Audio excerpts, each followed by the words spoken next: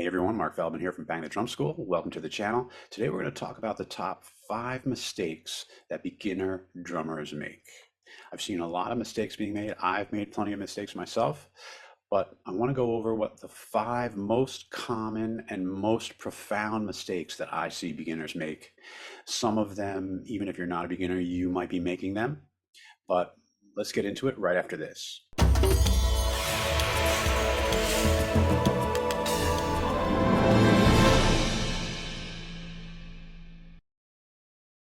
Okay, so let's dive in. Top 5 mistakes beginners make. The first one is failing to slow down. Slowing down what you're doing is possibly the most impactful, most important way you can speed up your learning.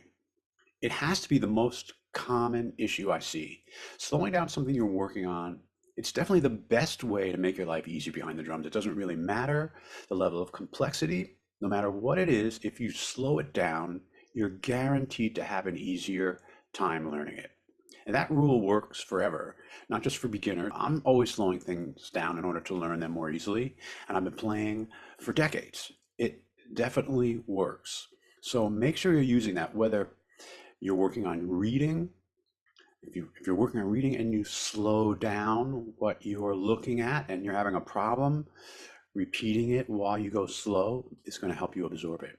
If you're learning some vocabulary, dissecting it and going slow is going to help you learn it. If you're working on technique, this really helps a lot. Slowing your movements down, it's a method that athletes use, is coming up and visualizing the correct movement and then making that movement slowly over and over again. And actually, that brings me to the second mistake that beginner drummers often make. Number 2, mindless repetition of incorrect movements. So some drumming students, in an effort to improve their hand technique, will spend a lot of time practicing, thinking that putting in the hours, putting in the time will move them forward. Unfortunately, sometimes this practice is somewhat thoughtless and the repetitions are of incorrect or faulty movements. Now, let me tell you a story about this. I had a student, I won't tell you his name, but he was very hardworking, very motivated. He really wanted to be a great drummer, and he worked hard. One time when he came in to see me, and this is a guy who had picked up a lot of bad habits because of learning things on his own. So there were some issues with his hand technique and movements, and I wanted him to make some changes to what he was doing with his hands and how he was doing them, the angles. I won't give you all the details, but I explained to him some very specific movements and how they were different from what he was doing, and I asked him to work on changing them. So he said, "Great, I'm going to do that." He went off on his merry way. He came back a few weeks later and he said, "Mark, I've practiced really hard over the past 2 weeks. I spent blah, blah, blah number of hours. I don't remember the number, but it was a big number." And I said, "Great, show me what you got." So he put his sticks in his hands. He started showing me what his movements looked like, and they looked exactly the same. And I was surprised because of how much work he said he did. And I said, "Hey, tell me how you did this. Explain to me the details of your practicing." And he told me that what he did was do the work. He practiced while he was watching TV. And therein lies the culprit. When you're watching TV, you can't pay attention to what you're doing. When you're working on technique, you need to see the movements you're making, especially when you're changing something from an incorrect movement to a correct movement. You're going to have to adjust. And what will happen most of the time is you'll slide back into the old way without realizing it. And if you're not paying attention, obviously, it goes unnoticed. And then you just do the wrong thing for an hour. And that just makes things worse. So that's what happened with him. So I had to get him into a more aware kind of practicing where he was paying attention to what he was doing visually and adjusting to the movements that we wanted him to make from the old ones. So as you can see, this kind of practice, this mindless repetition, it's worse than not practicing because it creates muscle memory for the bad or incorrect technique. So, like I said, you got to pay attention to what you're doing, know the stroke you're working on and what it's supposed to look like, so you can use your eyes and your body to make the adjustments. Otherwise, you're wasting your time, or worse, you're making things worse by ingraining it more deeply. All right.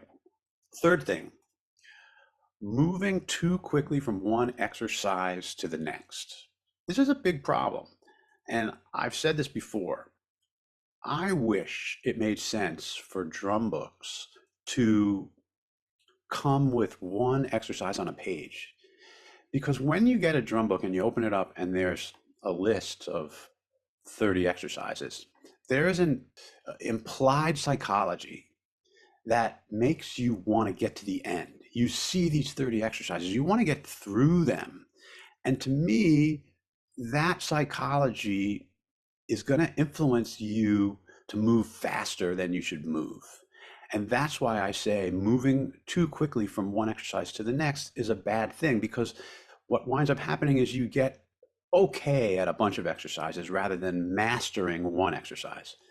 If I had the choice of being half decent at 50 exercises or mastering one, I would take mastering one every single time. Because when you master something, you can use it. When you sort of know something, you can't use it. It doesn't get into your playing until you master it and repeat it so many times that you can play it thoughtlessly.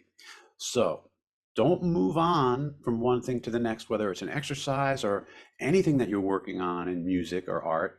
In particular, obviously, we're talking about drumming. Don't move on until you master it. I can't stress this enough.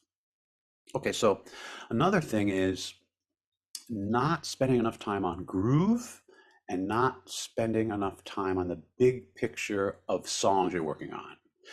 I see this a lot with beginners who want to learn songs. They get a transcription, a printout of every note that the drummer plays in the song, and they get really involved in the details of every single tiny detail, where every hi-hat is opened, this every exact fill, every single crash cymbal, every ghost note.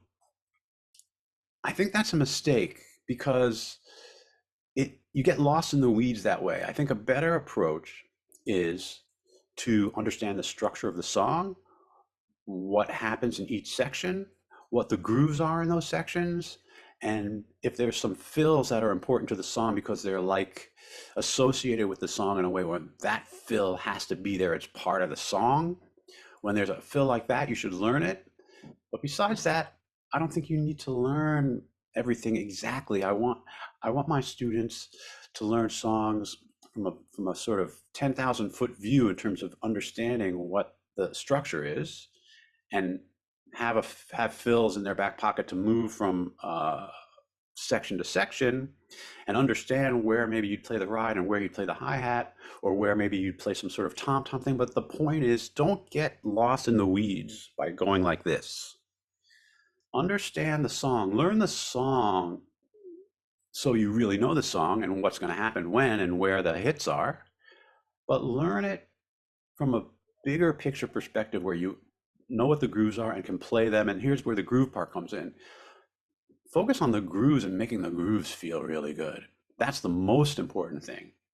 That's the most important thing, is making those grooves happen in a way where it's like you're floating on a cloud and you can't help but tap your foot or nod your head. Okay. So that's number 4, not spending enough time on groove and thinking of the big picture of a song rather than the tiny details of it. Now, the last thing I want to talk about is, I just call number 5, too tight, too tight, too much tension, too much tightening of the muscles, squeezing of the grip too hard.